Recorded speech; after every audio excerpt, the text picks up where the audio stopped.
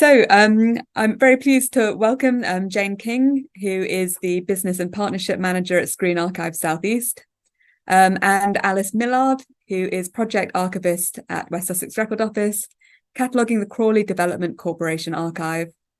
This is part of a Wellcome Trust-funded project called New Jerusalems, which has enabled the cataloguing of 11 Newtown archives stored in 9 separate repositories. So there'll be 4 films from Jane dating from the 1940s to 1960s, and Alice will be sharing some archive material from the Crawley Development Corporation archive, much of which has never been seen before. So without any further ado, I'll hand over to Jane, who'll be opening with Hello everyone. Thank you, Jenny. Good evening. I'm showing extracts from 4 archive films this evening, as Jenny said, that focus on the development of Crawley New Town from the 1940s to the 1960s. And the common thread that runs throughout is the driving force behind these productions, the filmmakers George and Rosalind Howe. We first made contact with the Howes many years ago in 1995 through the efforts of Alan Redman, our colleague at the West Sussex Record Office.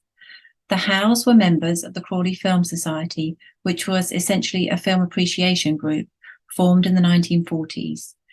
In 1954, a spin-off group, the Crawley Film Unit, was formed by a small group of people as an amateur filmmaking group within the society, and this unit was led by George and his wife Rosalind. A year later, the film unit was commissioned by the Crawley and District Community Association to make a film which recorded the development of the new town as the population grew. Just share my screen.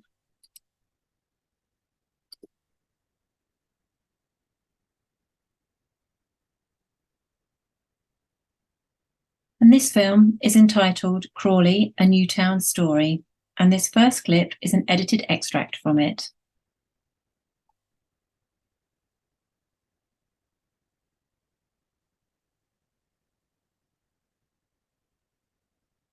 The film is silent and black and white, as you can see, but it did have a script which would have been read aloud at local screenings.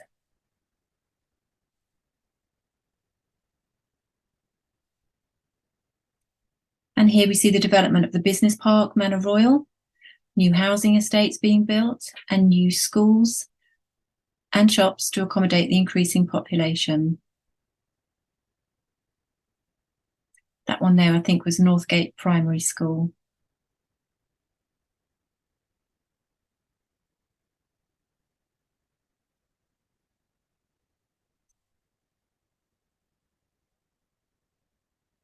And alongside this, of course, was the provision of community services, such as leisure spaces and entertainment for the younger generations.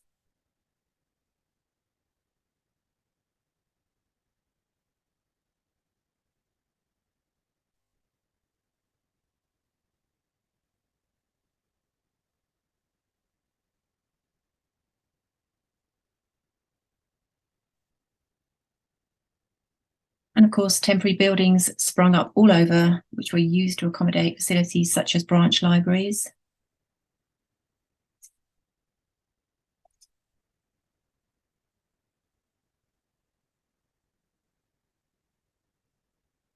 And this is the Townmead Football Club ground.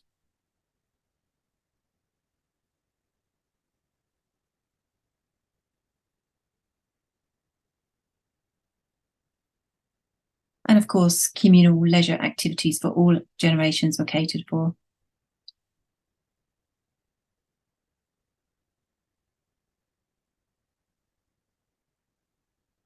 And this next clip we see is an extract from the amateur silent film entitled Saturday Morning, once again made by George and Rosalind Howe, but this time in colour, using more creative camera movements and angles.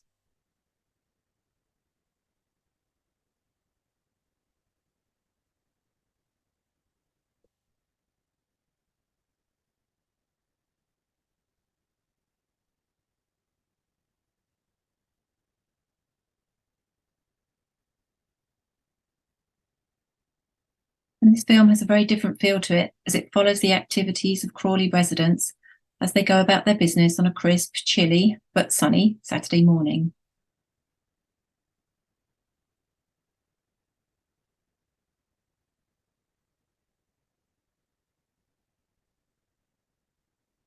And this branch of Woolworths in Queen's Square had opened the previous year, replacing the smaller one in the High Street.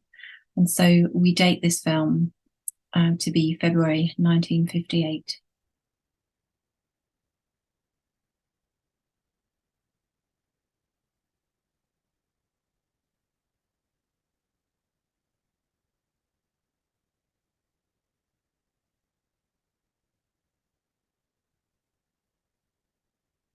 And here we see the rush to Saturday morning pictures to watch the Western at the Embassy Cinema.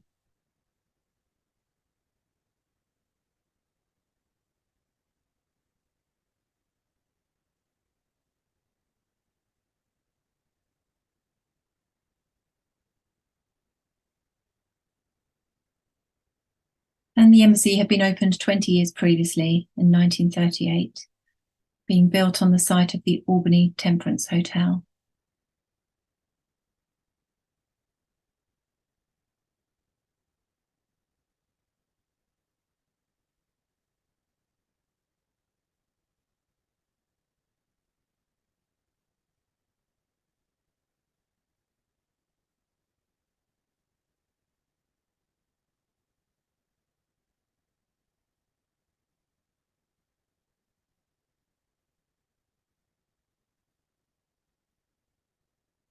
I think this is the newly opened Lions Buttery restaurant on the Broadwalk that opened in 1957, but I could be wrong, as there was another in the Martlets that opened in 56.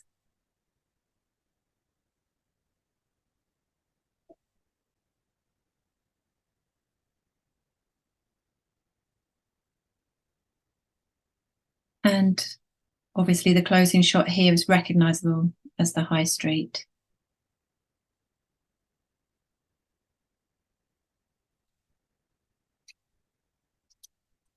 Just pause there.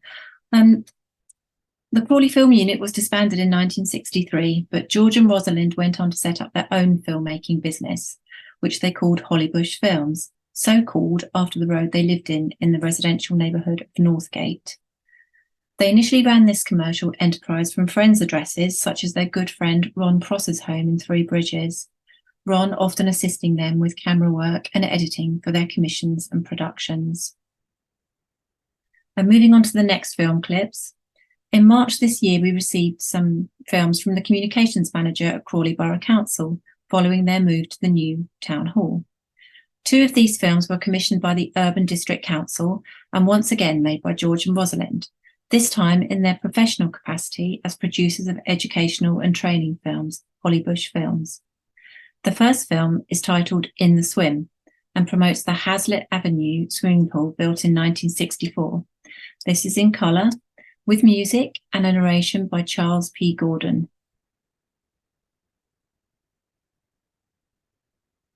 Till April 1964, Crawley had no swimming pool of its own, and Crawley citizens had to go outside the town to find such facilities, or at weekends, dash down to Brighton for a dip in the sea.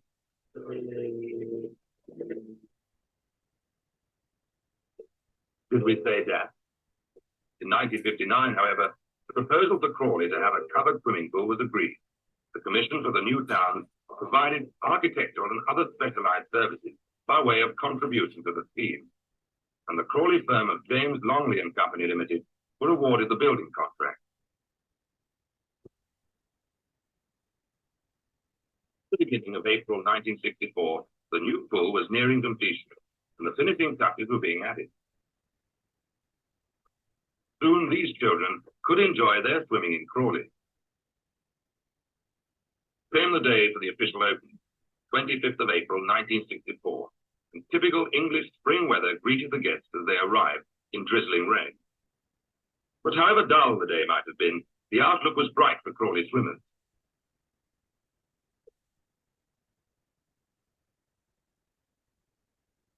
Before the official opening, Chairman of the Council, Councillor Robert May, unveiled a plaque in the foyer leading to the pool. The council guests were widely representative of the town and included Lady Isabel and Sir Neville Brownjohn, chairman of the local committee of the Commission for the New Towns. A gala organised by the Southern Counties Swimming Association commenced with a Crawley inter-school freestyle relay race. Taking part were boys from Hazelwick, Highfield Grammar, Sarah Robinson, St Wilfrid, and Thomas Bennett School.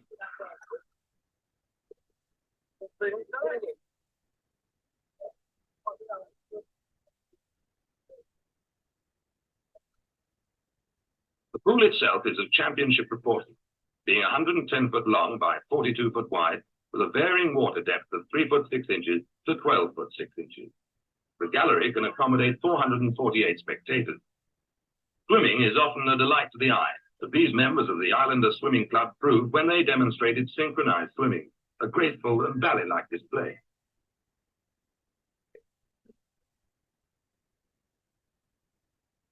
With the swimming gala over, the specially invited guests left for refreshments at Crawley College. No, they didn't have to serve themselves in this vending machine. This is just one of many such machines installed in the pool's cafeteria. It is here that swimmers and spectators can get that welcome cuppa and other light refreshments.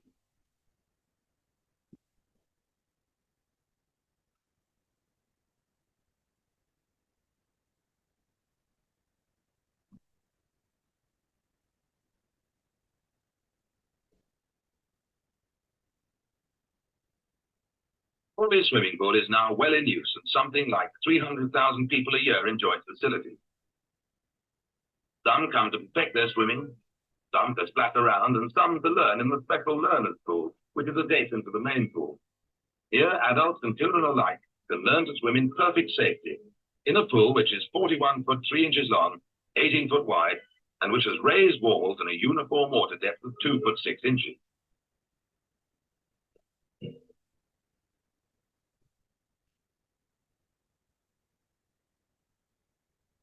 And the following extract, is from the film I Grow and Rejoice. This obviously a nod to Crawley's coat of arms, also made in 1964, and features the opening ceremony of the then New Town Hall.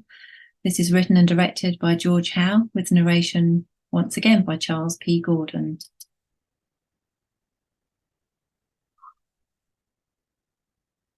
This will be the high street of almost any country town in Britain. It is in fact Crawley, Sussex, one of the new towns to be built since the end of the war, a town where the old has been successfully blended with the new. Before the new town development commenced, the population of the area was less than 10,000. Now, in 1967, this figure has grown to between 64 and 65,000 people, making Crawley one of the largest urban districts in the country.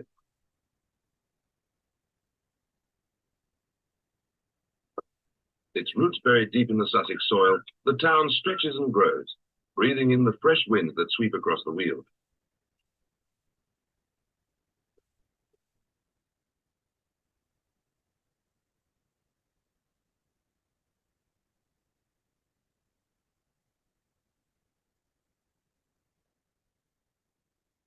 Dominating the Crawley skyline is the Technical College.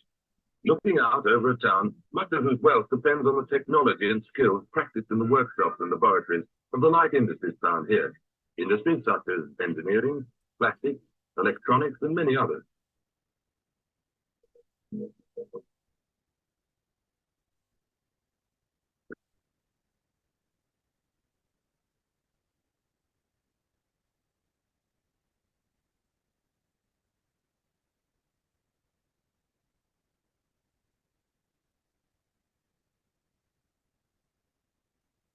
Whether office worker or factory worker, technician or engineer, foreman or manager, for Mr. Crawley and his family, life is generally good. His workplace is modern and pleasant by any standards. His home, bright and comfortable. The grime of the city with its black poisonous chimneys has been left behind, and so too have the dark Victorian buildings wherein he was taught. His children go to schools into which the daylight floods and the soft Sussex air drifts.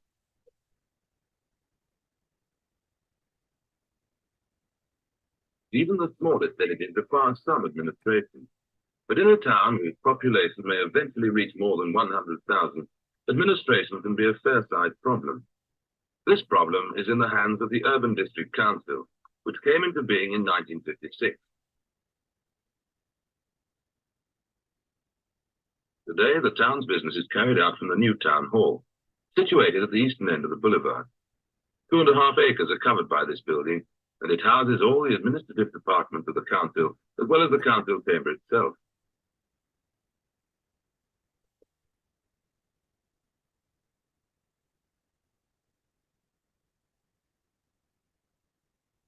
It is now so familiar a sight that we sometimes tend to forget the days when Crawley was without a town hall, when between April 1956 and November 1964, the council's administrative offices were accommodated in Gough Park House, Horsham Road, and Robinson House, Robinson Road, the latter being extended in 1958 on the assumption that the accommodation in these two buildings would be adequate for about 5 years. Although a committee room was provided in Robinson House, council meetings took place in the assembly hall of the West Green Junior School. It soon became clear, however, that the council would have to provide a town hall, and in August 1962, work commenced on clearing the site. Saturday, 14th of November 1964. Just 2 years and 3 months after the bulldozers had first moved in, this was the day set aside for the official opening of Crawley's New Town Hall. The day when the people of Crawley could see for themselves this symbol of the town's civic pride and growth. The chairman of the council at that time was Councillor Robert May. He and Mrs. May had invited special guests to a buffet luncheon in the civic hall prior to the ceremonies which were to come later.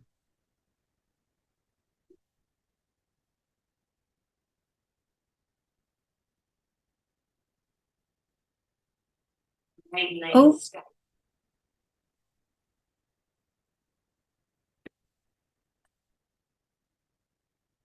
Sorry, that's it for me for now. I'm just going to hand over to Alice.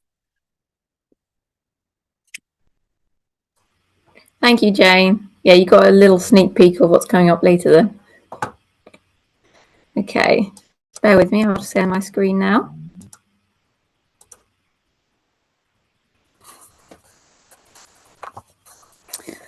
So, my name is Alice, and I'm the project archivist cataloguing the Crawley New Town collection. So my talk will explore an overview of the key aspects of life in the new town. So amenities, shops, work and leisure. We're looking at some of my favourite items from the archives of the Crawley Development Corporation. There's just a little caveat at this point to say that Jane and I may have got some things wrong, and we very much welcome corrections. Just pop them in the chat box, or you can email us at a later date, so email the record office. Okay. So just before I get fully into things, I want to explain a little bit more about the Newtown cataloguing project. So since March this year, I've been working to catalogue the archives of Crawley New Town, and this project is part of a much larger one called the New Jerusalems, which is being funded by the Wellcome Trust. The New Jerusalems is a project to make accessible the archives of 11 post-war new towns in England, Wales and the Republic of Ireland. And the Record Office is just one of several other archives taking part. So collectively, it will provide a brilliant resource to all kinds of different researchers, not least the town planners, professionals and architects. Also feels especially relevant today as we're hearing of ideas of building future new towns in the news. But for us here at Wisrow, the funding is allowing us to catalogue the Crawley New Town archive, which will mean, most importantly, there's a vast number of records such as planning documents, photographs, plans and maps will be available for the very first time to residents of Crawley. So we'll move on now to a bit of background to the new town and how it came about. For this, we start not in Crawley, but in London. Specifically a London which has been left reeling from the effects of World War II.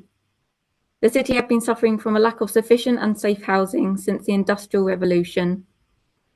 But war damage in the 1940s had reduced about 50,000 homes to rubble and put considerable strain on existing urban housing stock. In 1944, the famed architect and town planner Sir Patrick Abercrombie, seen on the left here, published a Greater London Plan. It's also fondly known as the Potato Plan, as you can see on the image on the right there. This outlined his vision for building new housing developments, but just within London. So whilst Abercrombie's plan was never fully realised, it sparked a lot of interest in public and governmental spheres. The following year saw the creation of the Wreath Committee, led by Lord Wreath, which examined the housing crisis in the city, and they were tasked with presenting recommendations for moving Londoners to new developments outside of the city. They were ultimately asked to address, quote, the general question of the establishment, development, organisation and administration that will arise in the promotion of new towns, and suggest guiding principles on which such towns should be established and developed as self-contained and balanced communities for work and living. So with the completion of the Wreath Report, the 1946 New Town Act was passed. The very first new town to be designated was Stevenage in Hertfordshire, and the second to be designated was our very own Crawley, the following year in 1947, the boundaries of which encompassed, as you know, Worth and Ifield. The objective of the Wreath Committee gives a really good insight into how the government saw the opportunity of new towns. I think the final phrase includes words such as self-contained, balance and communities. And I think they will capture the government's sort of utopian vision for these new towns. Lewis Silkin, the then Minister for Town and County Planning, wanted the absolute best for this multi-million-pound investment and encouraged the planners to be, quote, daring and courageous in their efforts to discover the best way of living.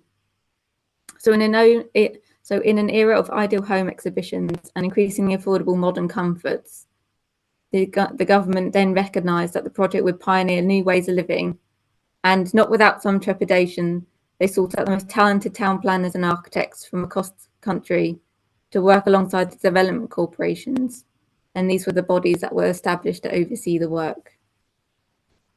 So shortly before Crawley was designated in 1947, a board of talented individuals was brought together to begin planning the development. The archive includes the very first minutes of the advisory committee from 1946 to 1948, and it was this committee that oversaw the designation period.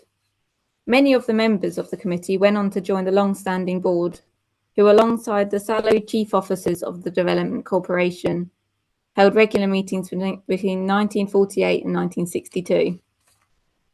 We hold 15 volumes of these minutes and 60 volumes of board papers, and they're absolute gold dust in terms of information about the decision-making that went into Crawley New Town. These volumes also give us a really good roll call of all the members of the corporation's board over the years that they were in existence. So each member brought a special expertise in a particular area. So here are just a select few of the early members. So acting as chair of the corporation between 1947 and 1960 was Sir Thomas Penberthy Bennett, as you can see on the screen, a name you may recognise from the school named in his honour in Crawley. Sir Thomas was a celebrated architect responsible for projects such as the Savile Theatre in Covent Garden, which is now an Odeon, and the huge Smithfield Poultry Market. He went on to oversee the Stevenage Development Corporation as well. Our early members included Dame Caroline Hazlitt, seen on the screen, who made her mark by pioneering electrical engineering, using her expertise to promote use of electricity in households in order to alleviate the burden of housework upon women. Here we have Olwyn Shepherd Fiddler, who was originally from Wales, and he was the corporation's chief architect until 1951, when he left to become city architect of Birmingham. Then we have Eric Walter Passold, an Austro-Hungarian founder of the textile company Passold, who was a member of the committee until 1950. His name's on that list on the screen. We have Alderman James Marshall, who was once mayor of Croydon, and he brought his public service experience. And similarly, Ivy Molly Bolton, who brought decades of experience as the chair of London County Council. So together, this crack team set out to build the perfect community, a town that would entice Londoners and offer them a better life with modern housing and secure employment. So it's not surprising then that their pioneering work attracted global attention. And the team hosted visits from hundreds of town planners, architects and dignitaries, and the team from across the world, including Australia, Argentina, Colombia, Egypt, India, Japan, Nigeria and South Africa, just to name a few. So you'll have seen in the first film that Jane showed that the population of Crawley expanded quite considerably, rising from around 9,000 in 1945 to 29,000 10 years later in 1955.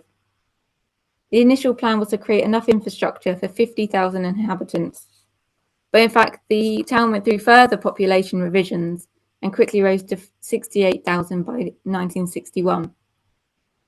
So the administrative files and population that we have in the archive show the great lengths to which the corporation went in order to plan for vast numbers of migrating families from London. And there are even reports on housing the second generation of Newtowners, those being the children of the first wave. Population planning was, of course, paramount, but those moving to the new town needed housing and work immediately, and this needed to be laid out in a tangible document. Initial work on the master plan, instigated by urban planner Thomas Sharp, began in 1947, but Sharp actually left the corporation in June of that year following disagreements with the corporation's chair, Sir Thomas Bennett. Architect Sir Anthony Minno-Priaulx took up the reins, working heavily from Sharp's initial concepts. Minno-Priaulx presented the official plan, you can see on the screen, in 1949, and begins with this list of specifically Crawley-related considerations, such as the managing of the roadways and railway line, and saving and planting trees wherever possible. The Crawley you see today is based on Minno-Priaulx's design. And here on the screen you can see a copy of the master plan from 1949. So the master plan of the new town set out the design of various neighbourhoods, each with their own set of shops, amenities and schools. Interestingly, these plans also include contingencies for expanding these neighbourhoods if the population grew, such as the land that became Furnace Green. In the first two films, we saw various scenes of the shops that were built in the new town. As you already know, the new town was planned with a central shopping area, the main part of which is of course called Queen Square, and it has two main side streets called the Martlets and the Broadway. All of these were deliberately designed to be located near the old existing high street so that they could preserve the pre-existing central shopping area. The administrative files are full of documents on the planning of these shops, and they cover the years up to 1978, and they give us an excellent insight into the planning rationale and even information on shops which predated the new town. In fact, one of my particularly favourite items is the survey of shops in Crawley, conducted the year after it was designated in 1948. So just after, So we assume that this survey was done by the corporation's research department so that they could gather a clearer picture as the current needs of the residents and then plan effectively for the future.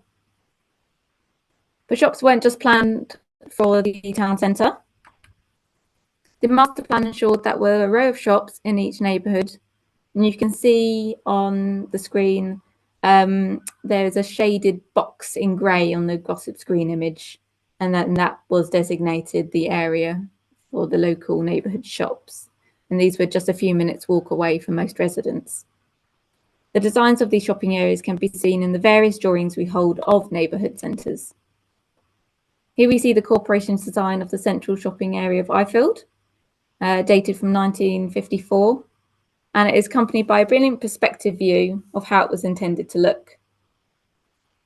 Ultimately, the corporation thought it was conducive to healthy living to be able to walk or cycle to everything you could need, not dissimilar to the 15-minute neighbourhoods that we're hearing about today.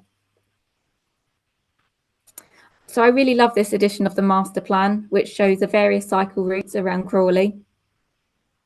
And it was a commonality shared amongst all the new towns across the country to encourage less polluted and less congested ways of travelling. And this was, of course, well before the explosion in car ownership. But as Crawley was fast developing, not everything was able to be assigned immediate funding, such as for shopping areas. We saw in the first film clip the county library in Crawley in a prefabricated building. Prefabs were a staple of the new town for the first few years of the new town. They housed some corporation staff to begin with, but they also provided spaces for community groups until money was able to be allocated for permanent buildings. So these hubs gave new arrivals, in particular, a meeting place to get to know how the new town worked and learn from existing residents. You can see an early community centre on the front cover of this Crawley and District Community Association newsletter from 1958, in which you can see a meeting of the Community Association taking place, who would have provided crucial advice on living in Crawley to new towners. We'll be revisiting community centres a little bit later on. If you were not feeling well, or you were requiring advice from a mother and baby clinic, as you can see in the left-hand photo of our Southgate surgery, you could visit your neighbourhood doctor's surgery, which the corporation had designed as live-in surgeries, meaning that their primary GP never left the building. On the right here, that you can see an architectural plan of the surgery designed for Southgate neighbourhood in 1955. So the image on the left is the building in existence. So a certain Dr. Philip Wynne-Jones was selected as the local health officer for Southgate surgery, and so he occupied the property and acted as the local GP for many years. I love how the plan shows that the surgery area had almost the same ground space as his own living area. Yet it isn't the planning for doctor surgeries that takes up as much shelf space as the planning for neighbourhood churches does. There are 12 bundles of papers relating to the provision of churches and faith centres across the new town between 1947 and 1970. Regularly attending church was still an essential part of many people's lives during the 1950s, and this had to be factored into the planning. The corporation planned churches for Christian denominations such as Baptists, Methodists, Congregationalists, Latter-day Saints and Roman Catholics, but they also planned for a synagogue for incoming Jewish residents, which we can see in a sketch plan on the screen of its intended site from 1963. Catering to diverse faiths of incoming families from London was an important aspect of integrating new residents with the existing ones, and this continued well into the 21st century, with the town's first purpose-built mosque opening in 1996 and another in 2014. To help with their town planning, the corporation joined the board of the Sussex Churches Joint Planning Committee, led by the then Bishop of Chichester. And this committee offered the corporation crucial advice. Sadly, the New Town archive doesn't include many images of churches, but we do have this fantastic photograph of Holy Trinity Church in Tilgate, which was opened in 1959. And I think you'll agree it's certainly a lesson in the sort of watered down brutalism that was really popular in the first wave of new towns. So another vital aspect of planning the new town was creating and sustaining a thriving centre of industry. It was important to sell Crawley as a place of productivity and profit, and I think Crawley Urban District Council's film and light industries, which we saw earlier, goes to show how preoccupied local authorities were with this. The area built to contain these light industries, Manor Royal, had been designated on the master plan, and it was officially opened by the then Princess Elizabeth II in January 1950, who had selected the name of Manor Royal inspired by names appearing on the tithe map of Crawley from 1840. So by January 1950, the corporation was already well underway to completing their first factory buildings. And several firms are already ready to begin operating. I can't say with certainty which firm set up shop first, but early movers from London included W.C. Youngman, which was a building company who were operational by March 1951, Test House Equipment, who made scientific equipment, and Bale & Church, who made the Clean Off liquid cleaner. The last two firms commenced production in Crawley in October 1950, having secured applications for factories just the year prior. So one of my other favourite documents, particularly from the files and industry, is this table of factories from 1949. It's a list of numerous firms, mostly from London or Greater London, who'd been encouraged to apply for a site in Manor Royal by the Board of Trade. There are the names you would expect, such as APV and Silent Block, who went on to occupy sites and were major employers in Crawley. But there are also names of many others. Some of them are slightly surprising, such as Ryvita. Sadly, an application was never granted to them, and the table actually just suggests that the Board of Trade, quote, warned them off for some reason.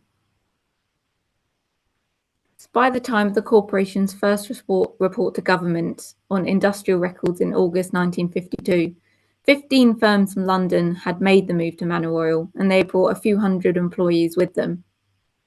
This report gives us a fascinating insight into the background of each of these firms and the reasons that they welcomed to move to Crawley.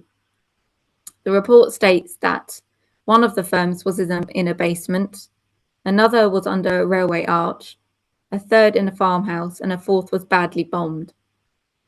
And I think this shows that the New Town movement was needed just as much by businesses in London as it was by inner city residents. And whilst the corporation knew that the efficacy of modern factories would stimulate productivity, the report further explains that many of these new firms were now becoming preoccupied, in fact, with the ability to expand their factories as their businesses were indeed thriving. By 1952, many of the 15 firms in Manor Royal were occupying what the corporation termed standard factories, an example of which you can see in these photographs on the screen. These were rentable and suitable for smaller outfits, but other firms had custom factories built.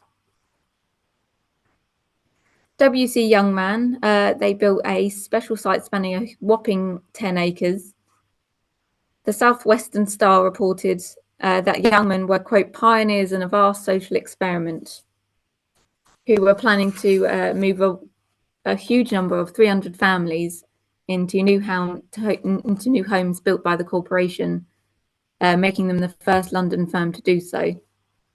Another firm, Silent Block, whose office buildings you can see on the right there, they manufactured rubber components used in controlling vibration.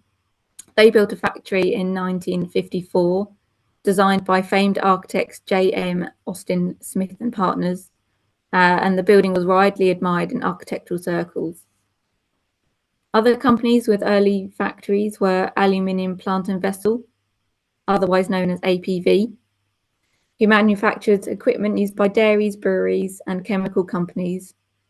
Universal Pattern and Precision Engineering, who manufactured a wide range of templated projects, and Edwards High Vacuum, whose factory we saw in the first film.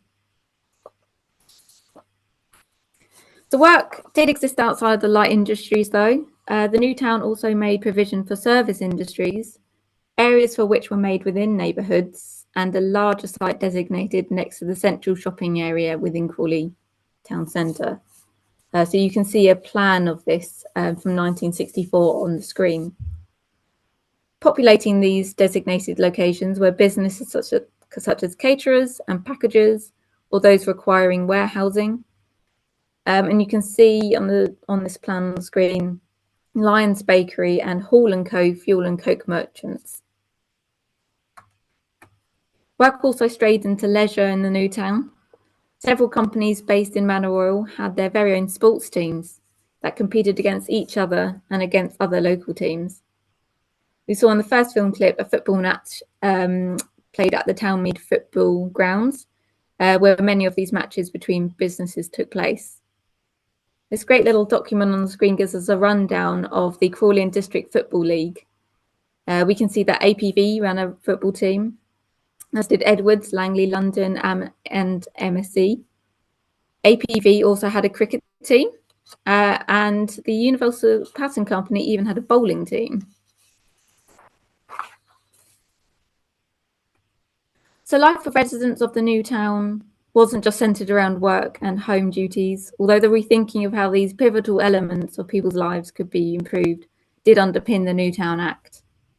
It was important to offer migrating families promise of well-spent leisure time. In fact, Jardine Brown, the corporation's deputy chief officer until 1952, said that he would consider the New Town from 3 points of view. The first, the living conditions. then the working conditions, and then the use of leisure or free time. Growing prosperity meant that many families had improved access to leisure and recreational activities, and Crawley, similarly to Bracknell New Town, enjoyed the benefits of easy access to green spaces. In 1954, Lord Luke, the chair of the National Playing Fields Association, was quoted as saying the following in the Crawley and District Observer. He said, "Healthy recreation increases earning capacity. At the same time, I think that adequate playgrounds and playing fields are vital for growing populations, vital as places in which young people can spend their leisure hours." So Lord Luke recognised a growing understanding that outside leisure space in particular was vital for the whole population, especially the young. So whilst I wouldn't say that there are many surprising items in the Crawley archive, finding documents relating to the planning of what were known as adventure playgrounds were a little surprising. And as you can see, some pictures of Crawley's adventure playgrounds do not look dissimilar from a scrapyard, as you can see on the front cover of this publication. In 1953, the Crawley Community Association, which was closely affiliated with the corporation, took Lord Luke's advice and opened an adventure playground of its own on a site near West Green Playing Field in August 1954. Just a few months later, the Community Association received a letter from none other than the Deputy Mayor of New York, asking for further information about the playground. I'm sure they obliged. For the teenagers and young adults of Crawley, there was a brand new entertainment centre constructed in 1965, which featured the Starlight Ballroom, which held a huge 1,500 people, hosted bingo nights, buffet dinners, and concerts, all of which the Surrey Mirror reported as, quote, "a continental attraction without the expense of a flight." And for leisure-seeking adults and their families, there was the Tilgate Forest Recreation Centre, which was essentially a collection of old Nissen huts at that point. In 1959, the corporation reported that this recreation centre's hodgepodge of huts was going to require replacing in 10 or 20 years' time, but they did deem it, quote, "an imaginative and successful venture." This area of Tilgate Forest was originally used as an army camp during World War II, housing Canadian soldiers, hence the Nissen huts. And then it was a hostel set up by the corporation for workers building housing nearby. But by the late 1950s, the community had repurposed these old huts, and they were being re-let to a variety of local clubs and societies. So this is a little list of clubs and societies which operated in Crawley. It's just a tiny selection of the several pages worth of it. And it was part of a guide published for new towners and was reproduced regularly for residents, and copies were kept by the corporation for their own reference. And very fittingly, it also includes the name of Mrs. Rosalind Howe and the film unit, who are responsible for producing the film scene at the beginning of the tour. So I hope you enjoyed this whistle-stop tour of the Newtown archive. So what you've seen in this presentation is really just the tip of the iceberg, and there are many thousands of other records in the collection just waiting to reveal another aspect of the Newtown history. But before we finish completely for this evening, I need to hand back to Jane, who is going to show you another further two films. Over to you, Jane. Thank you, Alice. Well, so we thought it would be good to hear from the residents of Crawley about their experiences and memories. So to conclude, we're going to follow with two clips from some filmed oral histories that were deposited with us by the Independent Cinema Office in 2019. And the interviews were conducted for their project, which was a Heritage Lottery funded project, Newtown's Our Town, Stories on Screen. And first we hear from Stella Beresford, followed by Peter Mansfield Clark, MBE. Maiden name is Stace. I didn't really come to Crawley, so to speak, because I was born in Worth, which was an outlying village. And my husband's family came from Ifield, which was also an outlying village. So we used to visit Crawley until the new town was built.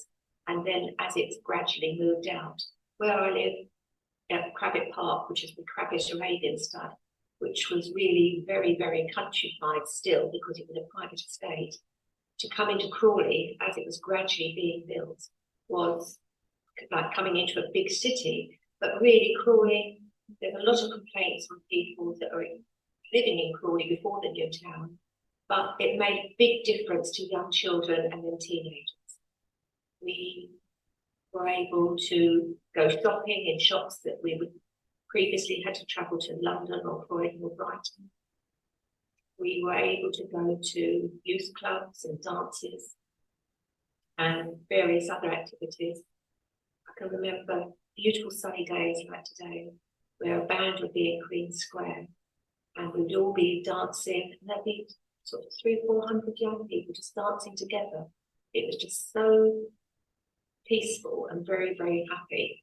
We found the new town a really wonderful place to grow up in, especially because we were still country children at home, but town children when we went out. So I had 2 accents. I could speak like a country child, but when I came into Crawley, so I didn't sound different, I would talk with a Cockney twang, much to the alarm of my parents. My name's Peter Mansfield. My connection to Crawley, I was born in Three Bridges 74 years ago. I've lived here for a lot of my life, moved away to other parts of the country work-wise and come back again. My family have been in Crawley for quite a number of generations, in fact. My grandfather on my mother's side was a blacksmith in Three Bridges.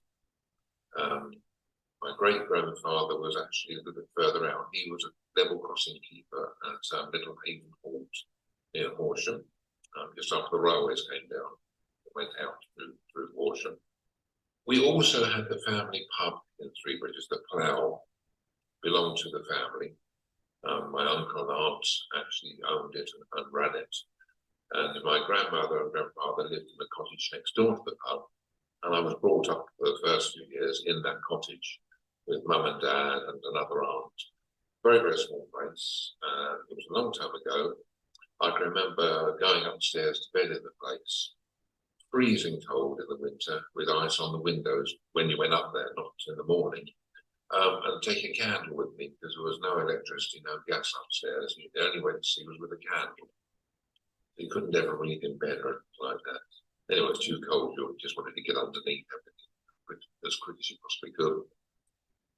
From there, mum and dad had applied for a council place. At the very start of the new town, they built some houses in Howard Hill, and we believe we moved into the first house that was actually opened there in a road called Alicia Avenue, and we were on number 1, so we're right at the beginning of the new town. Spent a few years there, and then we moved to Three Bridges Road, which was opposite the Plough Inn, in actual fact. Until I heard the first time I left home, I lived there, had friends all around the area. Actually, a couple of things I remember there. One was the new town being built around us. Three Bridges was swallowed up by the new town. Used to get people coming down, moving in from London. And we used to have fantastic fights between new towners and old towners. At the bottom of Mum's garden, because the bottom of the garden was a building site at that time. So all the old towners would be in the garden, the new towners outside, missing the bay, throwing bricks at each other, chunks of wood. We always won.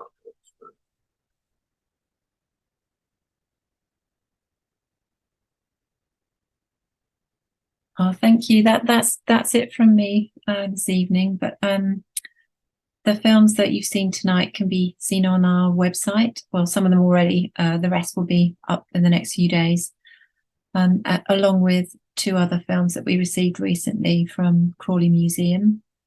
One is entitled A Place to Grow, made in 1970. It's kind of a amateur dramatic film with a Canadian visiting the new town. And the other one is a film about the laying of the foundations of the Technical College in Crawley. So those will also be up for everyone to see. Thank you.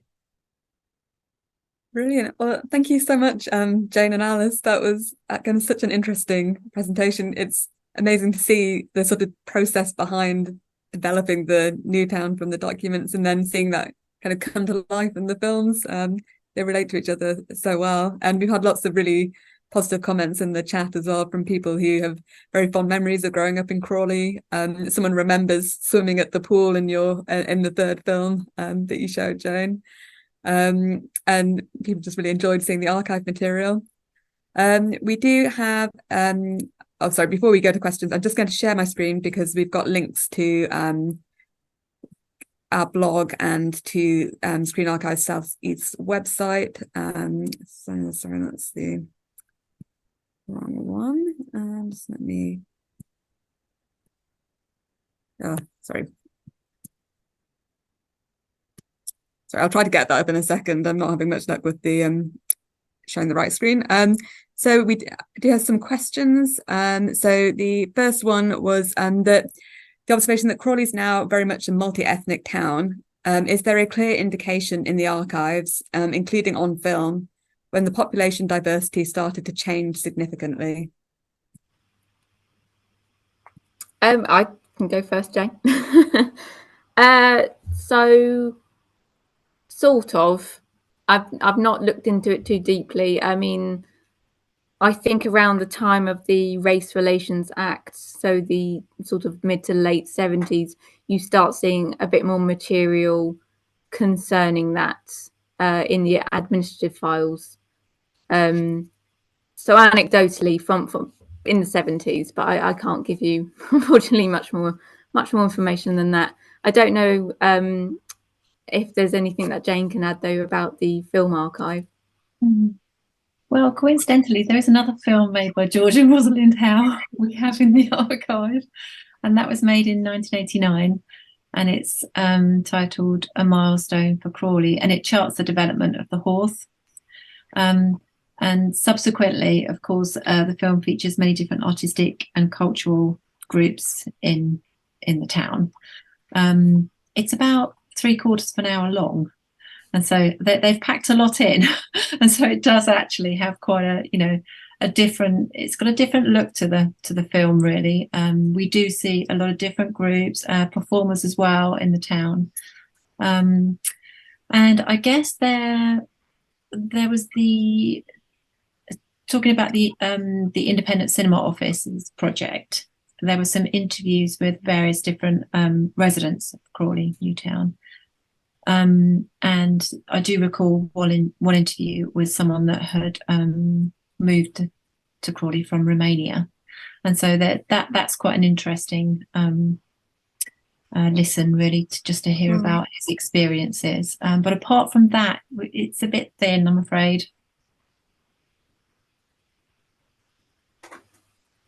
Brilliant, thank you. Got another question about the role of the West Sussex County Council. So West Sussex County Council has played an important role in relation to the provision of local authority social care services, including residential care for children and daycare, such as the Brunel Hall Daycare Centre near the railway station, and residential care for older adults, such as Barley House in Southgate on the north side of the railway station. And so the question is around how much did those developing the master plan for Crawley New Town involve the county council before the plan was developed by the Development Corporation, or did that involvement from the kind of social care point of view come later? And was any formal scrutiny of what was being developed undertaken by the county council? So it's quite which... I think the gist of it is that the creation of the master plan happened very quickly, in that I'm not sure how much involvement local authorities had with the very early period of planning. I think it was quite generalized, but most definitely there's a lot of involvement with local authorities in the following years. So from about 1949 onwards, specifically to do with healthcare and hospital planning, that kind of thing, yeah, the local authorities are getting involved. Okay. Thank you. That's it's interesting to know about that relationship between the county council and the new town. We've got someone asking, have you got any information on the early 1950s rent strikes? Yes, we do actually. I've been coming across it quite frequently. Again, I can't be very specific because there's just such a lot of material, but yeah, there is. Yeah, I think that's probably a question waiting until the catalogue's completed. Yes. and online. Got someone who'd really love to see more of Three Bridges from when she grew up. She was born in 1959, so I don't know if there are any films, Jane, which would show the Three Bridges area from that sort of period. Yes, there are. There are quite a few actually, and I was wondering whether to include some or not, but maybe it should be for round two. But yes, there was a film collection that came to us a while ago that was made by Gladstone Moore, and he was just get the details right. Yeah, so he was minister of the Three Bridges Free Church, and so he charts not only his community around but also the trips that they went on, and so we have some lovely films from all over West Sussex, their trips, but also there's a lot of the elderly congregation and the young congregation as well, the Sunday school children, and also the building of the church because it used to be located elsewhere. Yeah, so that's a nice collection to look at. The majority of those films are online on our website. Oh, brilliant! So people can actually go and watch them. Yeah. So more sort of question about more recent Crawley history. Are the current developments being built now part of the original plan? And what about protecting the green belt? No, the current developments aren't part of the original plan. Forgive me because I'm probably wrong, but I believe Maidenbury is one of the last that was sort of spoken about by the Commission for the New Towns, but anything sort of in recent years wasn't part of the original plan. And protecting the green belt, again, I'm not sure how much I can help with that. Again, that's sort of more modern terms. So the Crawley Development Corporation's involvement ended around 1962, and they handed over to the Commission for the New Towns, which oversaw many different new towns. So the Development Corporation got wrapped up, and then since then responsibility has sort of been transferred to either central government or more usually to local authorities. So I think, yeah, there's not really going to be very much on the green belt, unfortunately.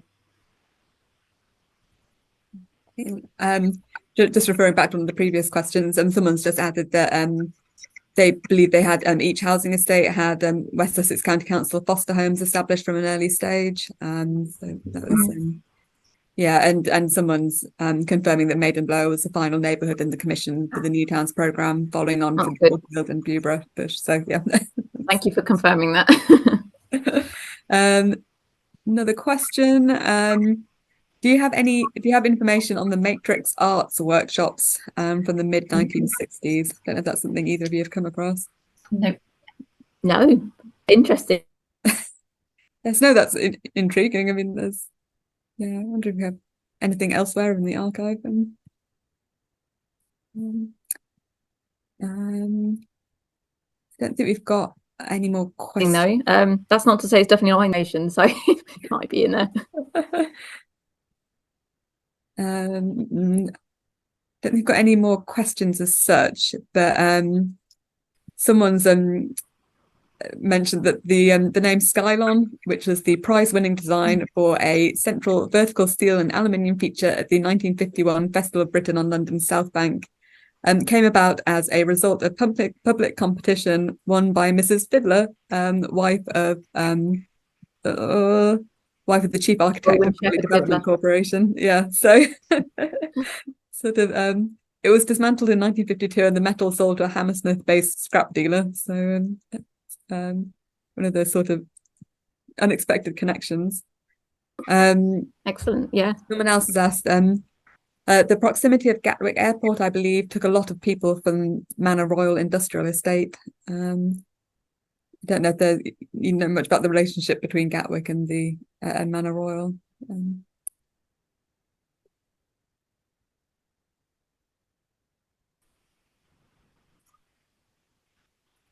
Sorry, my sound keeps cutting in and out. Okay, it's someone asking But, about the. I'm not sure specifically about. So there's a lot to do with Gatwick Airport in the Crawley New Town archive. So and some of that will be concerning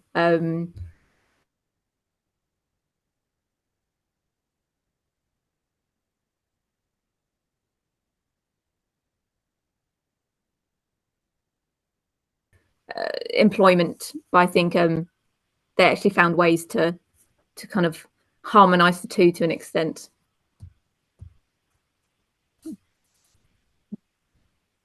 Thank you. I think that's it. Oh, hang on, I've got. Yeah. Just see. Got one more question. Wasn't Freddie Laker's airline company based in Crawley and later British Caledonian? Yeah, so Laker Airways was based at Gatwick. Yeah. And we do have Freddie Laker's archive here at Wisrow.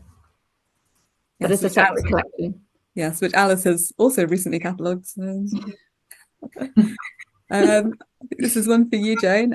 So in Hazelwick in the mid-1960s, we had a visit from possibly a Czech government fact-finding group who were keen to know more about education in the new town in the UK, and it was all filmed. Is there any chance this might be traceable, and would you be able to pursue with Hazelwick? Possibly. In the 60s, yes. We did have one film come in from the communications manager at the town hall, and that was in German. I wonder if it might have been that one. But no, I could try to find out. That would be great. Yes. So it's so Alan, maybe if you email the record office inbox, we'll be able to pass that on to Jane. I could see. Yeah, so I'm just typing that in the chat now.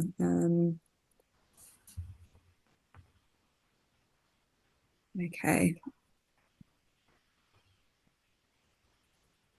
Right.